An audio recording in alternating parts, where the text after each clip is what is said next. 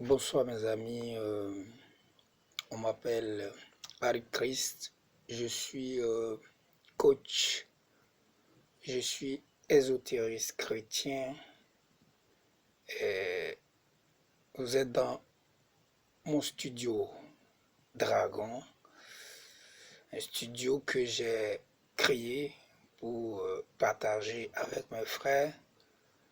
C'est un secret en matière de spiritualité.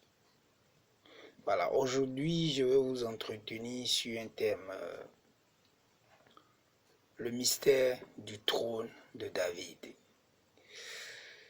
Comme nous l'avons l'habitude de le dire, la Bible est un ouvrage initiatique, c'est un document d'initiation, mais comme la plupart des hommes n'ont pas été enseignés à la chose, la plupart de ceux qui ont retrouvé la Bible n'ont pas suivi le processus en matière initiatique.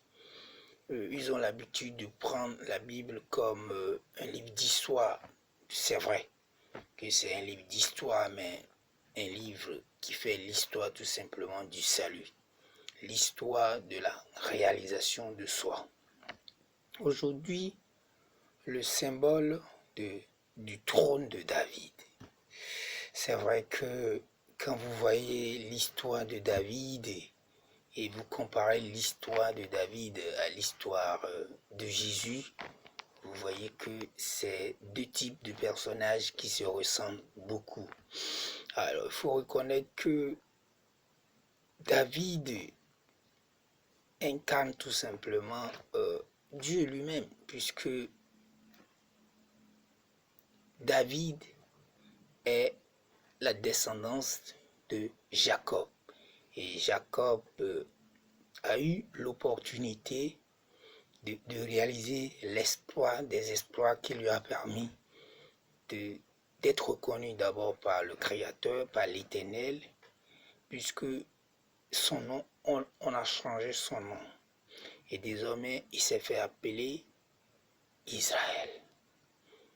Et je l'ai dit dans l'une de mes publications sur les réseaux sociaux, Israël est un nom mystique, est un nom initiatique qui tout simplement repose sur trois choses, trois identités divines qui représentent trois pouvoirs. Et Jacob a eu tout simplement la capacité de réaliser la Trinité divine. Et c'est ça qui lui a permis de porter le nom d'Israël. Alors, c'est Jacob qui est en rebâtissant en sa personne le temple de Dieu, la maison de Dieu, et tout simplement redevenir Dieu lui-même. David étant un enfant de Jacob, répond tout simplement à toutes les qualités que l'on doit avoir pour s'asseoir sur le trône de David. Alors, c'est une petite vidéo que je veux réaliser, donc mon intention n'est pas de faire du grand discours autour du trône de David. Reconnaissons tout simplement que le trône de David est le trône de Dieu, le trône qui est incarné par les 7 pouvoirs. Vous verrez tout simplement que quand le trône de Dieu a été décrit dans le livre d'Apocalypse, on l'a présenté comme un trône devant lequel se trouvaient les 7 lampes, qui représentent tout simplement les 7 pouvoirs. Ces 7 pouvoirs incarnent tout simplement le trône de David. Jésus, en traversant les 7 dimensions de la conscience humaine, a acquis les 7 pouvoirs. Et c'est grâce à ces 7 pouvoirs que Jésus a eu l'opportunité de s'asseoir sur le trône de David. Donc le trône de David, c'est l'expression du pouvoir, le pouvoir de notre divinité, le pouvoir émanant du 7e plan de conscience.